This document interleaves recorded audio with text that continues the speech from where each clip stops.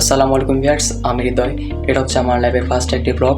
তো আমি যেহেতু রাজশাহী শহরে থাকি, তো আমি চাচ্ছি যে আজকে দুপুরটা আপনাদের মাঝে একটু দেখানোর চেষ্টা করব। তো বেশি কথা না বলে চলুন শুরু করা যাক। গাড়ি থেকে নেমে আমি হাঁটতে শুরু করছি। আমি এখন যাবো সিটি সেন্টারের কাছে। আসলে সেখানে না গেলে বোঝা যাবে না শহরের জীবন কতটা ব্যস্ত। তো চলুন সেখানে যাওয়া যাক।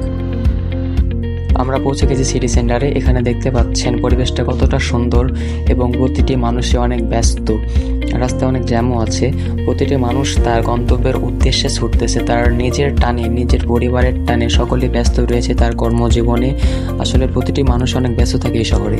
সৌন্দর্যের দিক দিয়ে রাজশাহী কিন্তু একটি অতুলনীয় শহর। হাজারো ব্যস্ততার মাঝেও এই শহরের সৌন্দর্য উপভোগ করার কোনো উপায় নেই আমাদের।